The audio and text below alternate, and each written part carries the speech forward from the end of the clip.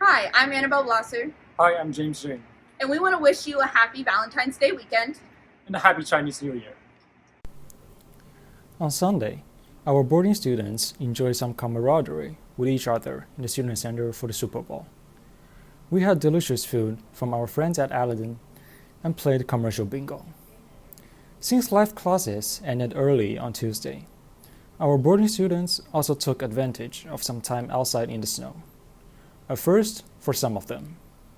A remote learning day on Tuesday didn't stop Haitham Alamin, class of 1988, speaking to Mr. Brubaker's 6th grade social studies class from Dubai.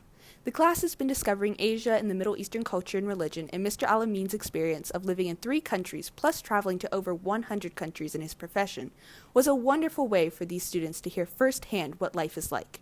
He gave multiple stories with his message of accepting cultures and other religions and how it helped him achieve his success.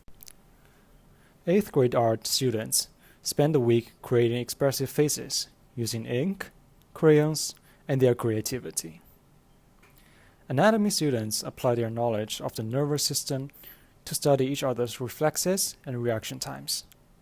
They were able to demonstrate how the body reacts to a stimulus and how the response travels throughout neurons in the body.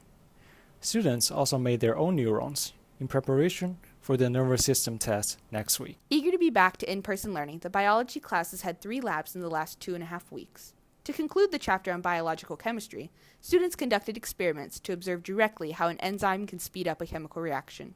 Using a reaction chamber connected to an oxygen measuring apparatus with tubing, students studied the importance of several variables on the rate of reaction of hydrogen peroxide being broken down into water and oxygen by the enzyme catalyst. Students in Mrs. Regan's 8th grade science class spent time in the lab this week learning about acids and bases. Students did tests to determine which household products, such as rubbing alcohol, milk, orange juice, ammonia, and dish soap, were more or less acidic. Congratulations to Lindsley Seniors Annabelle Blosser and James Jin, who were named nominees in the United States Presidential Scholars Program for their high academic achievements in SAT or ACT scores. The United States Presidential Scholars Program recognizes some of the nation's most distinguished high school seniors. Each year, up to 161 students are named U.S. Presidential Scholars, one of the nation's highest honors for high school students. And that's what's happening in this week's Cadet Minute.